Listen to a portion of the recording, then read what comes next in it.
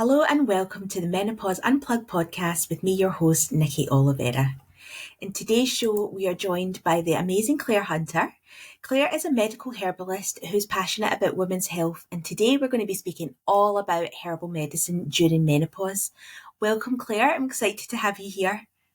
Thanks so much for having me on, Nikki. I really appreciate it, and I'm excited to talk to you. Excellent. I know that when we've met up in the past, all we do is talk about menopause, so I'm excited to get stuck in. So can you tell us a bit about your journey then, Klayr, into herbal medicine and what drew you specifically to supporting women through menopause? Yeah, so I grew up in a tiny island off the west coast of Scotland, the Isle of Tiree, and my mum had a garden there. I used to go into the garden, pick some of the herbs, basically mash them up and pretend to make potions when I was a wee kid, which I just Wow. absolutely loved. But I was very fortunate when I was 14, I actually met a herbalist at a Well Women weekend there, and I didn't before realise that that could be a career path or a job. And when I realised that that was the case, I was just like, brilliant, that's what I want to do with my life. And so that kind of started off my path towards herbal medicine. Amazing. Yeah, so I've got a bit of a convoluted history with it, but I was again very, very fortunate that when I was studying physiology in Glasgow, I got a job with Napier's, the Herbalist, which is the oldest herbal house in Scotland. And by the time I actually qualified, I stepped into clinic and took over from an amazing woman called Carol Rogers, who Mhm. was actually, her specialty was women's health, but particularly menopause. So when Amazing. she retired, I took over from a lot of her patients and clients. And so I got a really good experience in that sector in herbal medicine. Oh, wow, that's amazing. Even just to have such experienced mentors almost, for them to pass their knowledge on to you as well is just invaluable. Absolutely. Yeah. Amazing. So I spent 10 years at Napier's and then I went into an integrative health, a women's health clinic. Hmm. And during that time, I was herbal expert for Dumfries House Health and Wellbeing Centre, so that's the Prince's Trust. And then later on, I was actually herbal expert for Outlander series 1 and 2.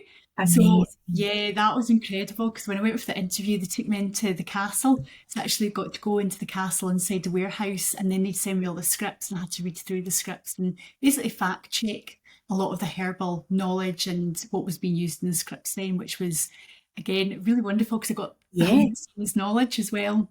Wow, such a unique experience as well, Claire. Amazing. I love that. Yeah. And in the last couple of years, so about 3.5 years now, I've really been working in private GP's practices in Glasgow, and I'm at Steam Life Medical Group now, which is in the Merchant City in the east end of the city centre in Glasgow. Mhm. So yeah, it's been a kind of fantastic journey, like some really interesting, exciting things that I've done, which I've been really grateful for. Yeah, sounds amazing. So, you've mentioned before, like on social media and so on, that we spend typically 30% of our lives in post-menopause. Mhm. So this is something that wasn't true 200 years ago. So how Yeah. does this evolutionary mismatch affect how we should approach menopause today? Yeah, so usually life expectancy would have been about late 40s, early 50s, really. So maybe people would be spending a little bit of time postmenopausal, but not very long. So not enough time to really show up a lot of the long-term health issues that we're experiencing now. So now we're spending really about maybe 30 years, 25, 30 years postmenopausally. So issues with bone density, osteopenia, osteoporosis, Yeah. we are constantly losing muscle mass as we age. We deposit a lot in our early kind of 20s, 30s, and then there's a slow decline. And also with cognitive function as well, the way that our hormones protect our brain and our cognitive function, and then what happens postmenopausally with that. These three areas we really have to be quite careful and focused on to make sure we're living well. Yeah. Plus, we end up having the same cardiovascular risks as men postmenopausally because estrogen has such a protective effect on our cardiovascular system. So again, Mm, protecting heart health is another area we need to look at. absolutely. Yeah. So you talk about the office analogy when we talk about our hormones and our neurotransmitters. So can you explain how menopause affects not just our reproductive hormones, but our entire communication system? Yeah, so what we need to realise is we've got all these neurotransmitters in our brain. We all kind of heard of serotonin and Yeah. dopamine. And then we've got all these different hormones in our body. So we've got thyroid hormones, we've got insulin, our pancreatic hormones, we've got our stress hormones, adrenaline, cortisol, we've got our reproductive hormones, estrogen, progesterone, testosterone, etc. Yeah. But all these are chemical messengers that go around the body. And although we class them slightly differently, they're all doing the same thing, which is basically trying to maintain balance or homeostasis. And they're all talking to each other at all points of the day. Yeah. So when we are under stress or when we are going through hormonal changes, so we're going into perimenopause, things start to change and pull. Now, when I talk about the office analogy, I like to talk about it in terms of stress. So if we are under high levels of stress, which most of us are, Mm-hmm. this is basically a survival mechanism. Stress is supposed to only be kind of short term, that fight or flight system, the cheetah and the antelope analogy, where you're racing for your life. And then after that period of time, short lived, you settle down, you relax, you go back to eating the grass if you're the antelope, or you lie down, have a rest if you're the cheetah. Yeah. Now, as humans, we're just under constant stress and pressure. Yeah. That could be your boss is breathing down your neck on deadlines. It could be because your kids have constantly got things that they need done at school. You're running a household, you're working. There's lots of different stresses and pressures in our life. Infections is a type of stress. Mm. Long haul flight is a type of stress. Yeah. Being excessively cold is a type of stress. There's lots of different types of stress on our bodies. And what our body perceives that is just simple stress. So we send out more adrenaline, more cortisol. Now, what that essentially does is it pulls everything else to deal with it. So survival is first and foremost. If we're not surviving, we're not going to live well or long. So basically what happens is our hormones put all the resources, all the weight into dealing with the stress, and it pulls from other areas that are not necessary for survival, and reproduction basically gets pushed onto the back burner. So the Okay. office analogy is, if you've got different departments in an office, Mm-hmm. and in a certain department there's a whole lot of people off sick, they'll pull people in from a different department to cover. So if we've got the stress department and there's men down, we're struggling, they'll pull people in from the reproductive department, because generally we're not really needing that very often. We're not having loads of babies, etc. And the Yeah. body will actually stop that if the body perceives that this environment is not safe and you can't carry a child to full term and grow that child safely after it's been born, it basically quietens that section down, because it would be a waste of our resources. But Yeah. what the stress department does, it pulls across, and so we're dealing with the necessary survival elements, but reproduction gets left, and basically that tends to tank. People become symptomatic, and Mm. people notice that if they're earlier on in life, premenstrually, they can have issues with premenstrual tension. Yeah. Endometriosis can become more of an issue if that's something you're dealing with, etc. But in perimenopause, what can happen is symptoms become more apparent and more difficult to deal with. So hot flushes and sweats might start to show up a bit more readily. Brain fog might become more of an issue. Sleep. Yes. It's just stress, but actually there can be this whole underlying hormonal element that's driving that one as well. So it is more complex, and it's one of the reasons we'll talk about later, I'm sure, as well, Mm. is that stress, coping with stress and helping yourself manage it better is a real key factor in managing and balancing your whole hormonal picture, because stress relies on adrenaline and cortisol, these stress hormones, Yeah. and we need to make sure that these are really balanced and as low as possible to make sure our reproductive hormones are also kept in balance. Yeah, absolutely. I couldn't agree more. You touched there on brain fog, Claire. So, I mean, brain fog it's terrifying. I mean, it can be quite embarrassing as well, depending on when and where it happens. But I mean, some women are even leaving their jobs over it because they don't feel competent in doing their job anymore, and it's a real issue. But what is actually happening then in the brain, and what hope can you offer through herbal support to help deal with the brain fog? So they've found now that there's estrogen receptors all over the body and particularly in our brain, and we need estrogen to help the use of glucose, which is used as fuel in the brain. Yeah. So when our estrogen levels start to decline, it affects our cognitive function essentially. So people find that they can walk into rooms and be like, I know I'm in here for a reason, but I've just got completely out of my brain. Yeah. They'll be talking to somebody they've known for 20 years and their name just goes completely out of their head. But it becomes particularly problematic when you're standing up in front of people trying to give a presentation. Your mind just goes completely blank and all these faces are staring at you. You're Mm. in a board meeting, you Yeah. know your stuff. You're a well educated, well experienced woman, and suddenly your brain just shuts down and literally it's flatlining. Yes. And it really is so distressing for women, and it makes you lose your confidence. So, and then women start to think, have I got early onset dementia? That's the other Yes. fear that people have. It's like, what is hell's happening to me? And Yeah. especially they might have elderly relatives that do actually have dementia. So it's not just coming out of nowhere. It's like, is this going Yes. to happen to me? Hmm. Well, in terms of herbal medicine, there's quite a few different herbs that can be particularly useful. So go to cola, Brahmi, and the adaptogenic tonics. All these are actually fantastic. So what they do is they support cognitive function, they support memory, focus and concentration. So you need to take them for a reasonable length of time, but they build up in the system. But they've been shown long term to improve longevity, but particularly they help support an aging brain for men and women. But I think they're particularly useful around about perimenopause and menopause time when women are starting to notice these things, like noticing their brain's not quite working as well. So in the adaptogenic group of herbs, we've got things like rhodiola, Siberian ginseng. Oh God, there's so many of them. What's the one I'm thinking of? Schisandra.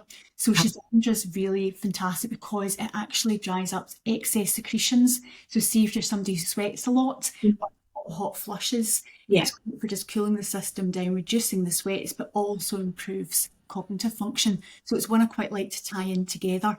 But the other ones are fantastic as well. So rhodiola I really like if somebody's mood's just starting to drop a little bit. Yeah. With herbs, what you're wanting to do is find out as much as you can about the individual in front of you and then match the herbs to them.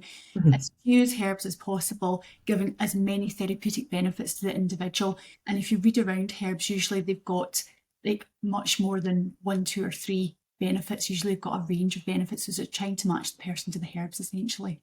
Yeah. Amazing. Yeah. And you obviously you do that through a full consultation process when someone starts to work with you, right? Yeah. Yeah. Perfect. So, I know you have a fascinating approach to libido, Claire. Mm. So, and that obviously goes way beyond hormones, but can you walk us through why it's such a complex barometer and it's so important for our overall vitality? Yeah, so usually we just think about the hormonal changes, estrogen's lower, testosterone's lower. Yeah. So estrogen will help the tissues feel a lot more lubricated and a lot more comfortable if you're having intercourse. So if there's any vaginal dryness, I would recommend going to speak to a doctor about vaginal estrogen, for example. But Absolutely. progesterone has been shown very important for women now as well. Usually we'll convert the estrogen into testosterone, but having additional testosterone can sometimes be really useful, particularly if your sex drive is just really low. But that aside, there is many, many other facets involved with libido. So stress and anxiety. If your mind is racing about lots of other things, you're not going to be wanting to think about sex.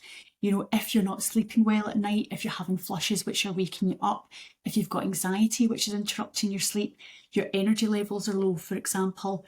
Again, if you're feeling rubbish during the day, Yeah. nobody feels like having sex. And it's like, we just think like, oh, click, flick a switch, jump on board, have fun, and it's all great.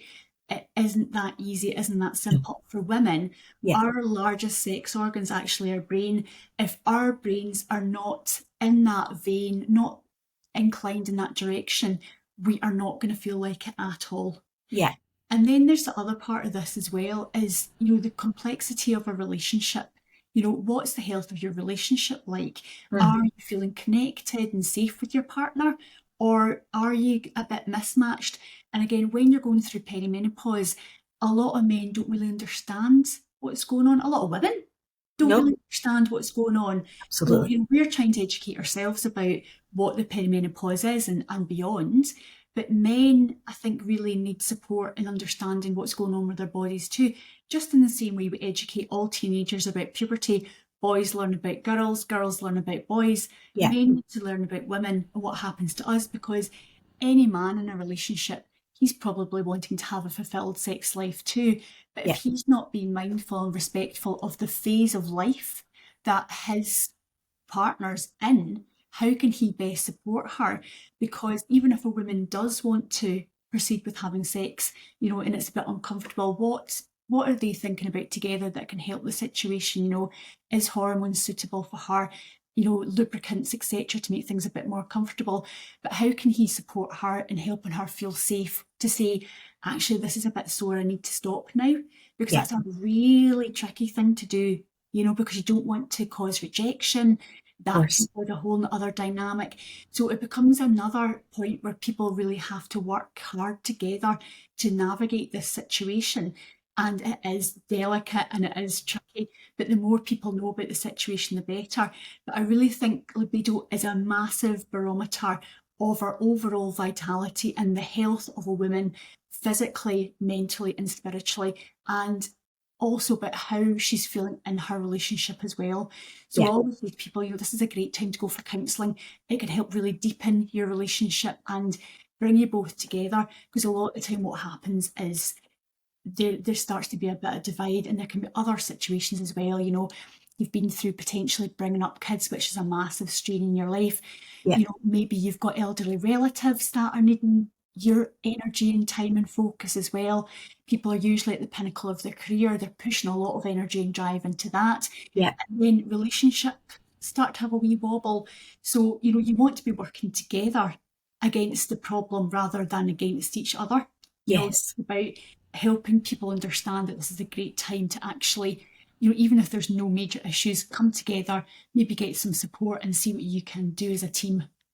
Oh, 100%, Claire. I mean, I've still got young children, my youngest has only just turned 2, and it's like all those hormonal changes. It's so, like, we go through so many different phases in our lives, and so much of what you've just said there is so apparent when, when you do have a young family and you do have all the stresses and, and what happens to, sex lives in general when that goes, and then you almost get to a point where everything's getting better, and then perimenopause hits. So Mm. it can be really a real challenge for couples to navigate, for sure. Absolutely. And I think, when a lot of women are maybe menopausal, maybe their early 50s, for example, maybe the kids are finally leaving home and they think, great, we'll finally get time to ourselves. Yeah. There's all these other issues which have maybe been going on in the background. And then people are like, oh, now it's not so easy for me because maybe a vaginal dryness is an issue, or Mhm. the relationship's just gone like that a bit too Yes. much. And it's about, don't wait until it's an issue. If you've got anything that you think is starting to become a problem, be proactive, Mm. preempt the situation rather than let it get to a stage where you're really having to work hard to bring things back into balance, physically and in your relationship. Absolutely. I completely agree. It's about open communication and, nipping it in the bud. So, love that. Absolutely love that. So there is another conversation, Claire, about, HRT or not to HRT. I've covered it on the podcast before, but there's a whole thing about either or. You either go down the sort of HRT medical route, or you just do the holistic natural route. What's your view on really combining both? Yeah, it's an interesting one. I think even in my career, my views changed on it. So I was never against HRT. I would Mhm. support women with it, with herbs as well. I'd support women just wanting to do it natural. Yeah, However, I do really think now the more that's come through, the more research that's come through, I think HRT plays a really important part of the picture. We were never meant to live such a long time without these hormones. And yeah, it's not saying we want to be fertile and produce more babies. It's literally about our levels drop so much that the deficit then ends up having long term implications which we need to protect ourselves against. And the thing with HRT as well Sorry, is excuse me. it can be really helpful. Finding the correct dose and the correct route of administration for the individual is very important. So you need to work with your clinician, your doctor with that. But it's not the silver bullet that everybody thinks it is. No. So unfortunately, it doesn't just completely make things magically better. For some women, it actually does.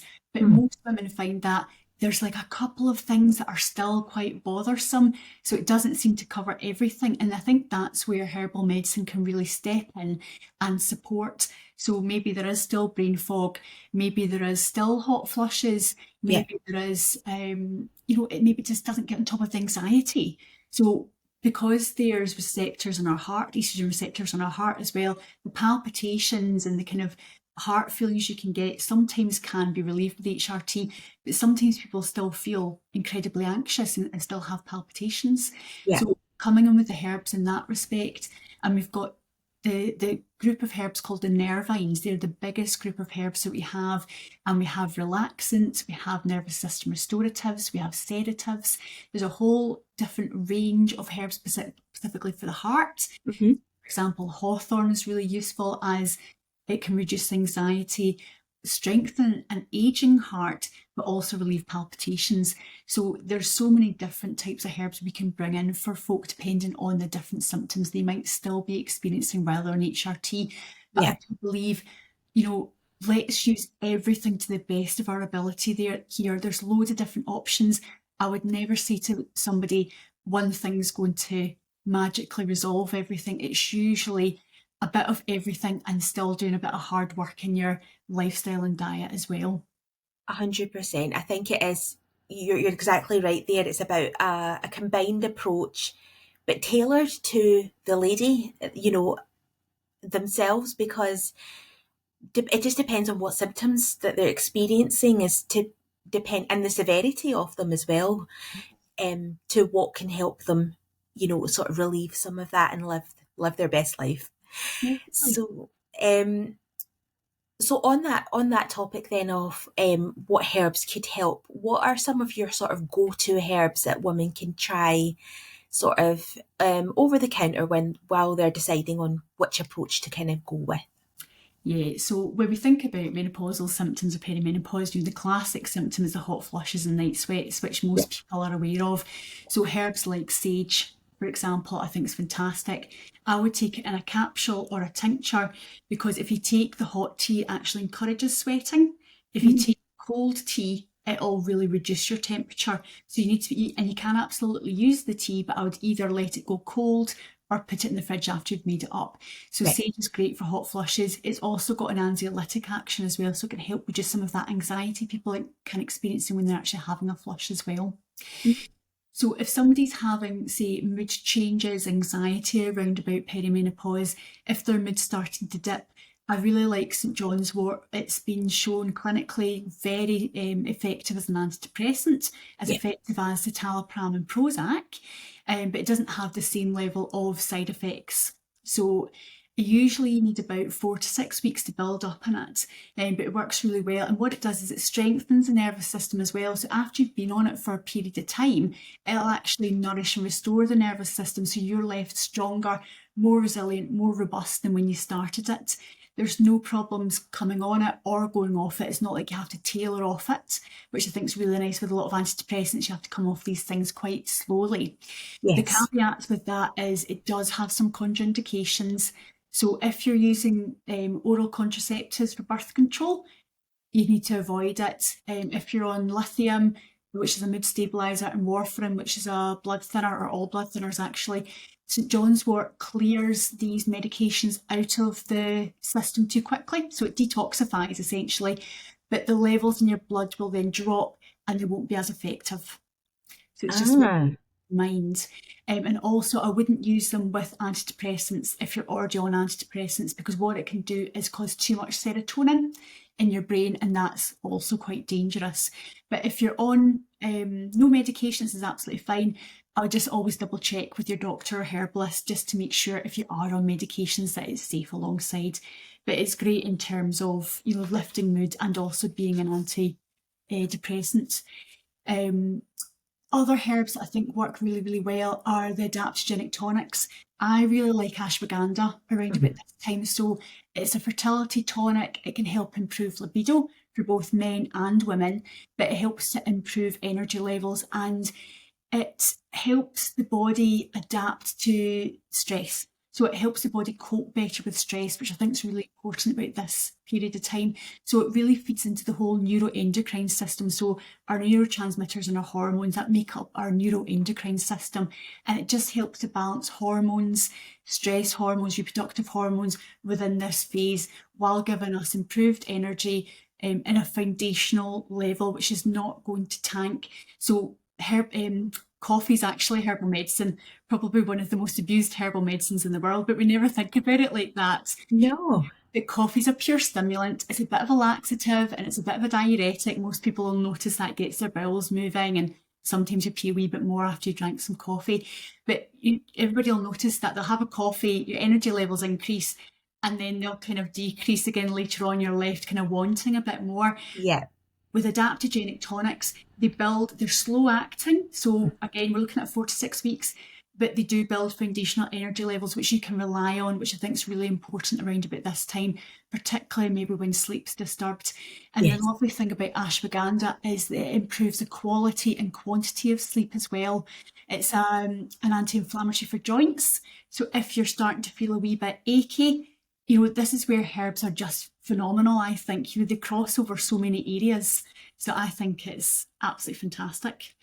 Absolutely. Another one for joint health I'd maybe just touch on is turmeric. Hmm. It's an anti-inflammatory for joints, and again, it's got an aspect that will work on the liver.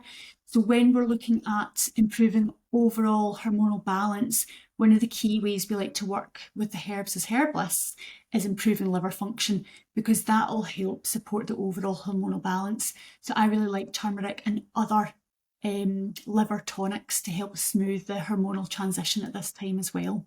So I hope that gives you a wee bit of an idea of the herbs that I would kind of go to.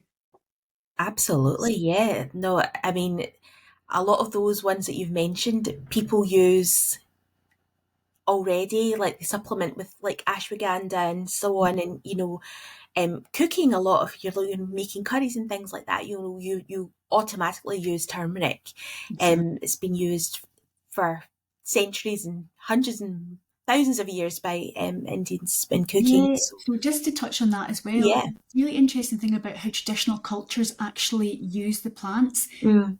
It's like their knowledge base and their wisdom is so incredible. So now there's clinical trials to show that you can actually increase the bioavailability and absorption of turmeric by including black pepper and fats when you Oh, take it.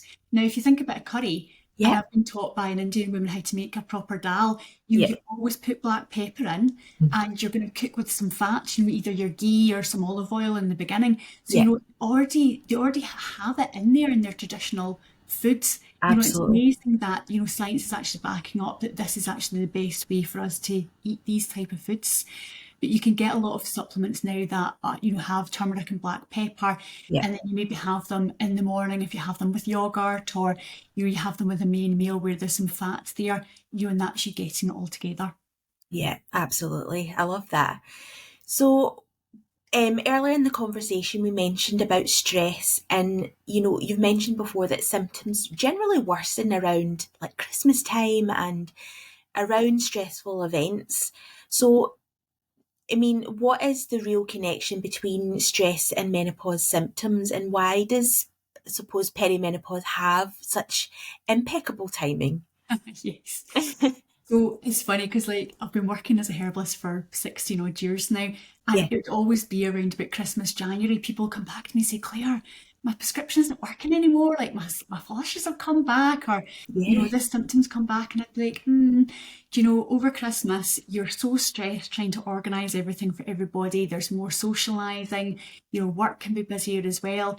And it's the impact of the stress hormones and diet, to be honest, at that time as well, because mm, usually we're eating out more, we're eating heavier, richer, fattier foods, less vegetables, for example.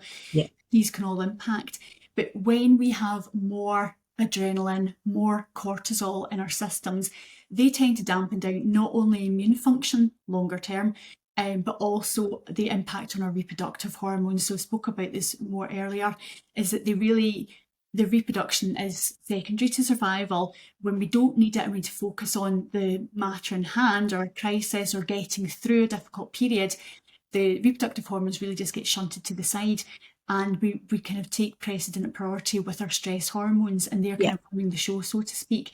So people will often find that their hormonal symptoms will become more problematic at that time.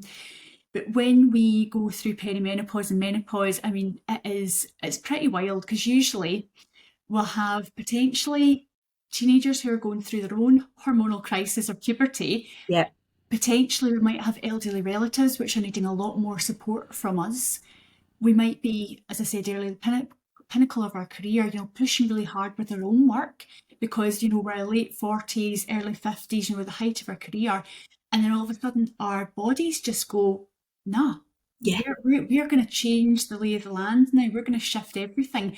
We're going through our own thing now, and we're going into a new phase. And it's like somebody pulling the rug from under your carpet, and people's bodies just completely let them down. They feel very out of control and unsettled. They don't know where they are from day to day. Periods can be all over the place. Symptoms can be all over the place, coming up Yeah. out of the blue, flushes and sweats, forgetting things, just you're not being able to sleep at night. It's just like a completely different person. You don't feel like yourself. You can't rely on your body. It's No. really, distressing. Yes, absolutely. I mean, I talk a lot about on this podcast about lifestyle and how people can change their lifestyle to improve their menopausal symptoms. But what would you say is your kind of top lifestyle changes that somebody can make to make the biggest difference for their symptoms? So the liver's really key. So there's wildly fluctuating hormones at this period of our lives. So you want to reduce the weight on the liver. Our liver's got about 5,000 different processes it does each day, and then it's got to deal with these hormones going all over the place. So one of the first things I would do is take out anything that is adding to the weight of your liver. So alcohol's a big one. I would Mm. try and cut it out wherever possible, or Yeah. really massively decrease. Please have days during the week where you're not drinking alcohol. If you do have a couple of glasses of something at the weekend, have some days during the week where you're not having anything. But ideally, just try and get rid of it completely if you can. If you can, Yes. it's difficult, especially when coming into Christmas. Other things that I would definitely say is be mindful of your caffeine intake. Again, your liver's got to process that. So reducing your caffeine intake to one a day, ideally in the morning, would be best. If Yeah. you can cut it out and switch on to green tea or matcha, that has got a lot more antioxidants in it and is actually beneficial for the liver. It's great for cognitive function as well. So I would actually encourage people to move into green tea, which has got a little bit of caffeine in there, but it's also got a constituent called L-theanine, which will offset the jitteriness of caffeine. So I think it works a lot better for people. Yeah. No, absolutely. Dietary wise, I would say protein, protein, protein, and green veg. So think about if you eat meat, white meats, chicken, fish, and just lots and lots of green leafy vegetables or colourful vegetables. Eat with your eyes. We're Yeah. looking for an anti-inflammatory diet at this point. If you're vegan, vegetarian, food combining such as rice and peas, rice and beans, rice and legumes, I think it's really useful, rice and lentils, etc. So you get your complete protein profile with that. Yes. The other thing I would say is just do whatever you can to limit stress in your life. This is a really, really difficult one, but anything you can do to give yourself time out, reduce stress, if that is using herbal medicine, maybe it's going for a massage, a facial, going for a sauna. Heat sometimes is not the best thing for us women at this age, but something that's time out for you, having an early night, prioritizing your sleep, like making your sleep like absolute number one is so key at this stage as well. It really is so important. And then strength training. Yeah. So, we lose so much muscle mass, our bone density is decreasing. We need to start lifting heavy. And if you're a person who follows menopause, the kind of social media thing, you'll see this coming up again and again and again. But it is so crucial, because if you look at older women in your life, what they're able to do and what they're really not able to do. I want to be carrying my own shopping. I want to be getting on and off my own toilet by myself.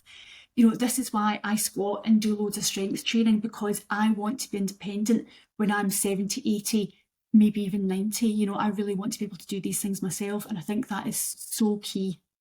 Absolutely. I mean, as a personal trainer as well, people come to me saying, "Oh, I want the toned look," but muscle goes way beyond aesthetics. It's function. We need to be able to move and move independently, get up off the floor without using our hands. All of that good stuff. Um, lifting something up from above your head to bring it down. All of those key functions we need muscle for. And it's not to say that we're going to get big and bulky as soon as we lift up a dumbbell. It's absolutely not the case. Um, but of course, we'll reap the benefits of, having a faster metabolism and, a slender body shape once we do start strength training. But more importantly, as we age, it's very much about, being able to be strong, to be able to function. Yeah, and having that core balance as well. So, as you say, you can reach up and you're not wobbling and falling over. Yes. If you live alone, can you change your own light bulb? I mean, I'm struggling with that now. I hate Yeah. going up a ladder. But it's all these things about long term, simple day to day tasks that we just completely take for granted Mm. about our balance and our strength. They're going to become increasingly more difficult. And a lot of us, we're sitting down just now. A lot of us sit at desks all day long. Yeah. And I think, to be honest, we take care of our pets, we take care of our dogs better than we think about taking care of ourselves. We'll go out and walk the dog Mhm. twice a day, but a lot of people wouldn't think about going out for a walk for themselves twice a day. No, And no. it's like, look, we need to be thinking about our own fitness, our own health, our own strength. I think is very, very important. Yeah, couldn't agree more. So, what would you say, Claire, would be the best advice that you could give to every woman entering perimenopause that might actually change their whole entire experience? Okay, I was thinking about this last night as well. I don't want to swear because I could actually swear a lot in this, because I do get really, as a woman, and knowing what a lot of women in my life do and a lot of my patients do, this is your time. Mm. If there's ever a time in your life, it's now. Choose yourself. You are number one, your top priority. And women give away, they give of themselves. Everybody else is first. The kids are first, the partner's first, their parents are first, the Yeah. people at work, they give, give, give, give, give. There's nothing left. We Nope. get to perimenopause and the body kind of goes, yeah, like we've been struggling for years, we've been giving out for years, and this is why I'm going to have a massive wobble now. And this is why I'm going to tell the body basically starts to say, I'm going to make you listen. Yeah. I'm going to really shake up your life until you actually do listen. So if people want to get in front of this, choose you. Choose yourself today. Don't wait for tomorrow. 100% you're the priority and you deserve this. Oh, yes. If I could just take a snippet of that, Claire, and play it every day, you'll be my little motivational person in my ear. Absolutely. I totally couldn't agree more. So for listeners who are interested in hearing more or working with a herbalist, what should they expect from a consultation that's different from conventional approaches? Yeah, so when you come in to see a herbalist, you're looking at a 45-minute consultation. We go through present a complaint, past medical history, allergies, family history, and then what I call a systems review. I'll ask you lots of questions from head to toe about nervous system, respiratory health, cardiovascular, gastrointestinal, gynecology, endocrine, basically everything, musculoskeletal, skin. Then at the end, if you're on any medications and any supplements, and what we then do is go away and we make a management and summary plan for each individual patient and formulate a prescription based on their individual requirements. And it's so different. I don't think I have ever written the same prescription twice. So Wow. usually we would choose between 5 and 7 different herbs. This is the way I work. 5 or 7 different herbs for an individual based on their individual symptom picture, their past medical history, and their goals. So, depending on what areas they want to really focus on, because somebody might come in and say, I'm stressed, I've got hot flushes, and I'm not sleeping. Mhm. Main one for them is not necessarily the hot flushes during the day, they can cope with that, but it's the sleep at night that they're really struggling with. So we'll Yes. always ask the individual, what's your focus? And then that way we get the best outcome for the patient. So that's really kind of what's involved in a consultation. Yeah. The herbs I like to prescribe in liquid tincture form, because then you're just like getting a tiny little shot to diluted water, knock it back, job done. Most people find that really easy and straightforward to take. But you Yeah. can get capsules, you can get teas, so there are different formats that come in. And then usually what we do is we have somebody back after about 4 weeks to check their progress. At that point, we can see what's working. If anything's not working, we can tweak the prescription slightly for them and then reissue that. Sounds magical. No. Absolutely, because I would urge anyone who's even taking these sorts of supplements over the counter to perhaps go and see, likes of yourself, a herbalist, because what you're giving people is like a pure form of that herb, right? It's not manufactured and it's got fillers in it and it's got nasties and preservatives and things Yeah, that we just don't need in our bodies that create more inflammation. exactly. And yeah, These are 100% practitioner strength tinctures. So there's just the one herb in those, and I've got about 100 different herbs in my dispensary. And I try to get organic or biodynamically produced herbs wherever possible. So people really get the best of the best when they come and see me, and then they get that formulation just in one simple thing. And they don't have to think about one rather than opening up lots of different jars and taking lots of different things each day. amazing. Yeah, absolutely. And yeah, tinctures sound amazing too. I've had some, haven't I? So which was great. I had a little sample taster. And it's so much better than taking a capsule for me. I think I find these things really hard to swallow, and especially if you're taking multiple different supplements in capsule form, it can be a real task to try and get them all down. So Yeah, exactly. The tinctures are made by water and alcohol extraction. So we use like a 96% sugar beet alcohol. So it's an ethanol essentially. So I have a lot of patients who are Muslim. Usually that's acceptable.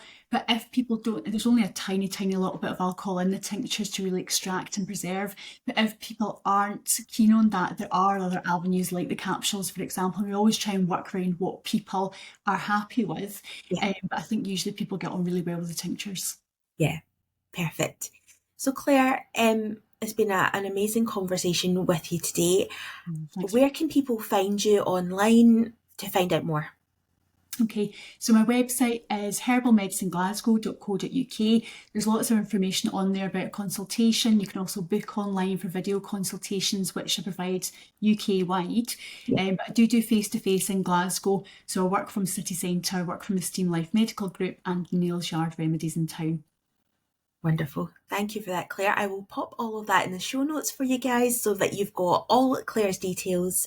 And yeah, I'd just like to thank you again, Claire, for joining us, and we'll speak again soon. Oh, Nikki, thanks so much for having me on. It's been a pleasure. Thank you.